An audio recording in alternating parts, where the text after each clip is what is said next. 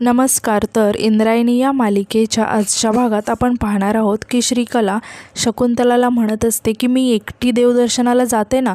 तर शकुंतला श्रीकलाला एकटीला जाण्यास परवानगी देत नसते आणि ती श्रीकलाला म्हणते की मी तुझं काही ऐकणार नाही, मी येते ना तुझ्यासोबत. तितक्यात आता तिथे इंदू येते आणि शकुंतलाला म्हणते की तुम्हाला श्रीकलाचं ऐकावंच लागेल काकी.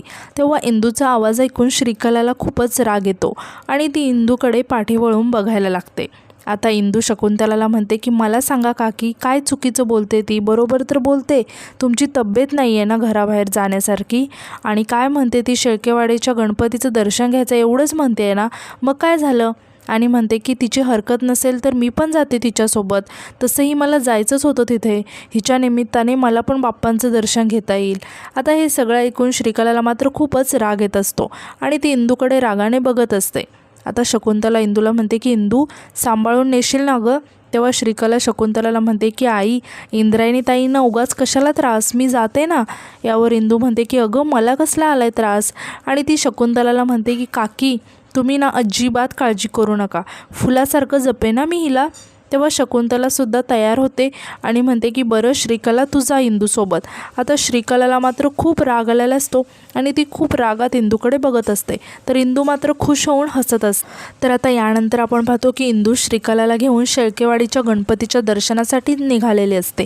आता अर्ध्या रस्त्यात आल्यावर इंदू श्रीकलाला थांबवत म्हणते की अगं श्रीकला, मला ना अर्जंट मेसेज आला आहे गं, शाळेत जावं लागतंय, तू जाशील का मंदिरात एकटी? आता आणि म्हणते की इथे जवळच आहे, जाशील? आता तेव्हा हे ऐकून श्रीकला लगेचच इंदूला म्हणायला लागते की शकुंतला आईसमोर तुम्ही नाटकं केली ना इंद्रायणी ताई, की मी श्रीकलासोबत जाते म्हणून. खरं तर तुम्हाला माझ्यासोबत येण्यात काहीच इंटरेस्ट नव्हता. आणि म्हणते ठीक आहे जाते मी, असं म्हणून ती रागाने जायला लागते. तेव्हा इंदू तिला थांबवत म्हणते की अगं असं काय करते, गरोदर आहेस तू, मी यायलाच पाहिजे होतं तुझ्यासोबत, पण अगं शाळेचं पण काम इम्पॉर्टंट आहे ना, जावं लागतंय मला, असं म्हणून इंदू तिथून निघून जाते. तेव्हा श्रीकला मनातच म्हणते की बरं झालं ही दीड शहाणी निघून गेली, नाहीतर बाबांना भेटायचे वांदेच झाले असते माझे. आता काही करून ते इन्स्पेक्टरचं तोंड बंद केलंच पाहिजे, असं म्हणून श्रीकला आता इकडे तिकडे बघत लगेचच पोपटरावला भेटण्यासाठी तिथून निघून जाते. तेव्हाच आता तिथे इंदू एका घराच्या पाठी लपलेले असते. तेव्हा इकडे श्रीकला निघून जाता श्रीकलाचा ती पाठलाग करायला लागते आणि म्हणते की जा बाई जा, आज तू कुठे जातेस, कुणाला जाऊन भेटतेस हे मी शोधून काढणारच. तर दुसरीकडे मोठ्या बाई शकुंतलाच्या खोलीत येतात आणि शकुंतलाला असं काम करताना बघून तिला म्हणतात की शकू, दिवसभर किती कामं करत असतेस तू? यावर शकुंतला म्हणते की नाही हो मोठ्या बाई, असं काही नाही, बोला ना, काही काम होतं का माझ्याकडे? तेव्हा मोठ्या बाई म्हणतात की हो जरा महत्त्वाचं काम होतं, आणि त्या एक गोमूत्राची बॉटल दाखवत म्हणतात की हे बघ गोमूत्र आणले. तेव्हा शकुंतला आश्चर्याने विचारते की गोमूत्र? तेव्हा मोठ्या बाई म्हणतात की हो, आता घर सगळं पवित्र करायला पाहिजे ना, त्यात श्रीकला पोटुष्य आहे, तिच्यापासून वाईट शक्ती वाईट विचार जरा दूर ठेवले पाहिजे.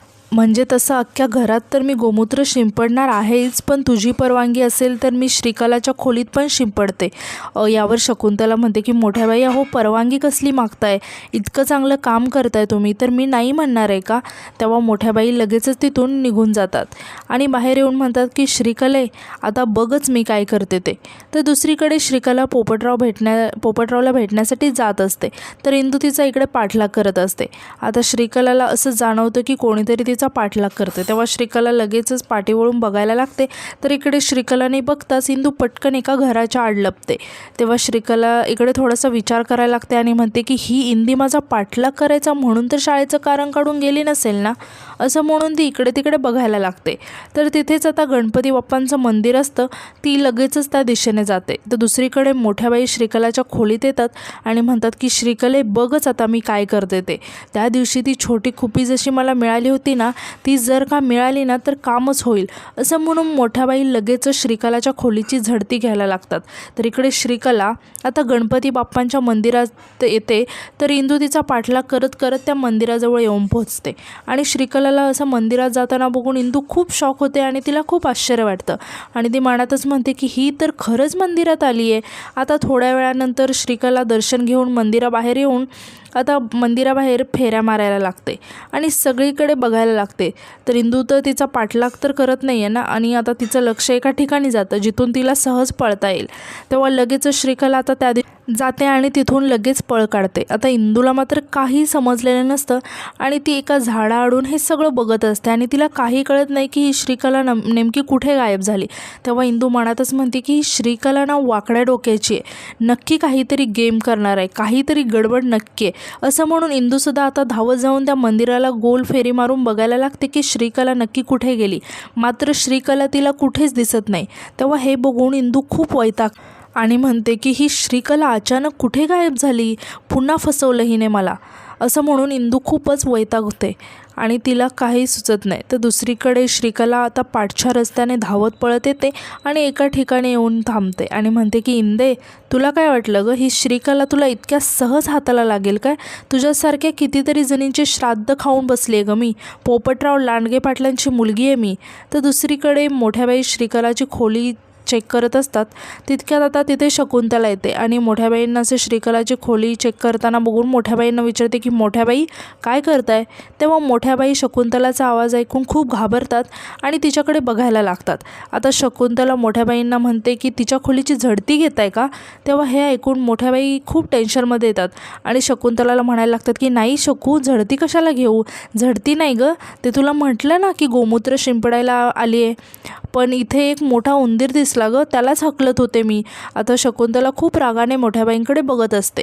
तेव्हा मोठ्याबाई शकुंतलाला म्हणतात की अगं ते श्रीकला पोटोशी आहे ना, तिच्या खोलीत उंदीर असेल तर आजारी पडायची ती, म्हणून काळजी वाटली गं. आणि त्याच्यानंतर आता त्या अचानकच असा ओरडायला लागतात आणि म्हणतात की बघ बघ बघ, दिसला का तुला इथे? तेव्हा शकुंतलासुद्धा तो थोडीशी घाबरते आणि तीसुद्धा इकडे तिकडे बघायला लागते की नक्की उंदीर कुठे आहे. आता शकुंतला म्हणते की राहू दे, सुशीलाताई बघतील.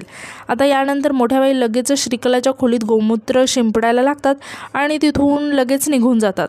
तर दुसरीकडे श्रीकला पोपटरावला भेटायला आलेले असते. तर पोपटराव तिच्यावर खूप चिडलेला असतो आणि म्हणतो की पैसा पैसा पैसा, उठलं की पैसा, बसलं की पैसा. श्रीकला, या नालायक इन्स्पेक्टर गुलब्याचं ना काहीतरी करायला पाहिजे. हा इन्स्पेक्टर कमी आणि वसूल एजंट जास्त वाटतोय. या असल्या करप्ट लोकांचा ना खूप राग येतोय. त्या मिटकरने जर घोळ केला नसता ना तर याला दारातसुद्धा उभा केला नसता. आणि तो लगेच श्रीकलाला विचारतो की पैसे कुठे आहेत? यावर श्रीकला पोपटरावला म्हणते की त्याची गरज नाही पडणार. तेव्हा रत्ना आणि पोपटराव आश्चर्याने श्रीकलाकडे बघायला लागतात. आता श्रीकला म्हणते की त्या इन्स्पेक्टरचा मी कायमचा बंदोबस्त करणार आहे. आता श्रीकलाचा हा निर्णय ऐकून हे दोघेही खूप आश्चर्याने श्रीकलाकडे बघायला लागतात. तेव्हा श्रीकला पोपटरावला म्हणते की बाबा, अहो काळजी कशाला करताय तुम्ही, माझ्याकडे एक अशी आयडिया आहे की ज्यामुळे तो इन्स्पेक्टर आणि तो मिटकर कायमचे गप्पगार होतील. असं म्हणून श्रीकला हसायला लागते. तर यानंतर आपण पाहतो की इंदू आता घरी आलेले असते. आता इंदूला एकटीलाच घरी आलेला बघून शकुंतला आश्चर्याने इंदूला विचारते की इंदू काय गं, तू एकटीच, श्रीकला कुठे आहे? तेव्हा आता इंदू हे ऐकून खूप टेन्शनमध्ये येते आणि शकुंतलाला सांगायला लागते की श्रीकला ती ना मंदिरात गेली आहे आणि मला अर्जंट मेसेज आला म्हणून शाळेत जावं लागलं, काम होतं अर्जंट. तेव्हा आता शकुंतला इंदूवर खूप चिडते आणि तिला रागाने म्हणते की काय गं, तुला माहिती नाही आहे का ती गरोदर आहे ते? तू म्हणालीस म्हणून तिला तुझ्यासोबत पाठवलं ना मी म्हणत होते जाऊ नकोस म्हणून, पण तू तर म्हणालीस की मी तिला जपेल. इतकी बेजबाबदार कशी असू शकतेस गं तू? तितक्यात आता तिथे मोठ्याबाई येतात आणि शकुंतलाला असं इंदूवरती ओरडताना बघून त्या आता म्हणतात की अगं शकुंतले, तुला लहानपणापासून जशी इंदू वाटत होती ना तशी ती कधी नव्हतीच. मी ओळखते ना हिला लहानपणापासून, बेजबाबदारच आहे ती. आपलंच चुकलं, आपण हिच्यावर विश्वास ठेवला. आता यावर शकुंतला काही न बोलता इंदूकडे रागातच बघत तिथून निघून जाते. तेव्हा हे बघून इंदूला खूप वाईट वाटतं आणि ती मोठ्याबाईंना म्हणते की मोठ्याबाई, काकींना कसं पटवून देऊ की ती श्रीकला गरोदर नाही आहे? यावर मोठ्याबाई म्हणतात की वेळ आली की पटेन त्यांना. तर इकडे त्या इन्स्पेक्टरला पोपटराव आणि रत्नाने बोलावून घेतलेलं असतं. आता रत्ना त्या इन्स्पेक्टरला म्हणते की फोन केलात की लगेच आलात तुम्ही, आज ड्युटीवर नव्हता वाटतं. यावर इन्स्पेक्टर म्हणतो की अहो काय करणार, पैशाची हाव ड्युटी करूच देत नाही. आणि तो पोपटरावला विचारतो की पोपटराव, पैशांची व्यवस्था झाली ना, की तेच रडगाणं आहे. तेव्हा आता हे ऐकून श्रीकला लगेचच बाहेर येते आणि तिला खूपच राग आलेला असतो आणि ती इन्स्पेक्टरवर जोरात ओरडते. तेव्हा पोपटराव तिला समजावत म्हणतो की शांत हो बेटा आणि म्हणतो की हा हा इन्स्पेक्टर जरी आमचे उपकार विसरला असला ना, तरी आम्ही मात्र दिलेला शब्द विसरलेलो नाही आहे. आणि तो इन्स्पेक्टरला म्हणतो की तुला पैसे मिळणार. यावर इन्स्पेक्टर म्हणतो की अहो मग द्या ना, उशीर कशाला करताय. यावर श्रीकला हसायला लागते आणि म्हणते की पैशांच्या ब्युटीपुढे दुसरं काही दिसतच नाही आहे ना तुम्हाला. आणि हसत म्हणायला लागते की तुम्हाला चहाच विचारला नाही हो, नाही का. मला माहिती आहे की तुम्ही इथे जेव्हाही येता तेव्हा चहा न घेताच निघून जाता, पण आज तुम्हाला चहा घ्यावाच लागेल. असं म्हणून ती इन्स्पेक्टरला चहा द्यायला लागते.